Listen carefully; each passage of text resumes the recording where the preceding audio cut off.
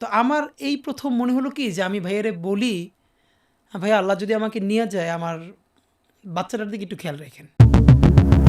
চিকিৎসকদের সর্বোচ্চ চেষ্টা ও দেশে বিদেশের মানুষের দোয়া সব প্রচেষ্টাকে ব্যর্থ করে না ফেরার দেশে চলে গেছেন ইনকিলাব মঞ্চের আহ্বায়ক শরীফ ওসমান বিন হাদি।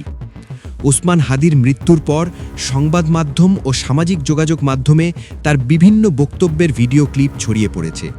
এর মধ্যে ভাইয়া আল্লাহ যদি আমাকে নিয়ে যায় আমার বাচ্চাটার দিকে একটু খেয়াল রাখেন শিরোনামের একটি ভিডিও ব্যাপকভাবে আলোচিত হচ্ছে।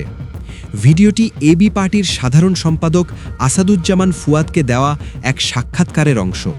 সেখানে আবেগপ্রবণ কণ্ঠে ওসমান হাদি বলেছিলেন তিনি নিজেকে আল্লাহর ওপর সমর্পিত করেছেন এবং তার সদ্যজাত সন্তানের ভবিষ্যৎ নিয়ে গভীর অনুভূতির কথা প্রকাশ করেছিলেন। ওই বক্তব্যে তিনি সততা, সাহস ও সংগ্রামের পথে অবিচল থাকার অঙ্গীকারের কথাও তুলে এই ধরেন। ইনসাফের সংগ্রামে তুমুল স্লোগান দিচ্ছি, মানুষ আমাদেরকে আদর করে এক কাপ চা নিয়ে আসতেছে বা একটা রুটি খাওয়াতে যাচ্ছে, মাথায় আদর করে দিচ্ছে। আমার দূর থেকে মনে হয় যে আব্বা অনেক দূর থেকে দেখে হাসতেছে।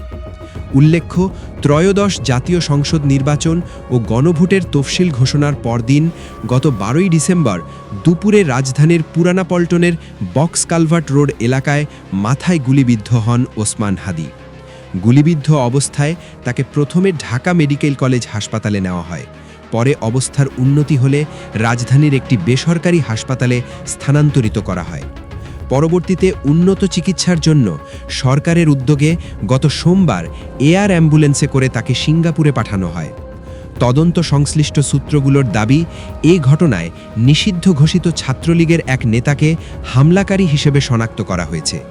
অভিযুক্ত ব্যক্তি বর্তমানে পলাতক এবং ভারতে অবস্থান করছেন এমন আলোচনা রয়েছে।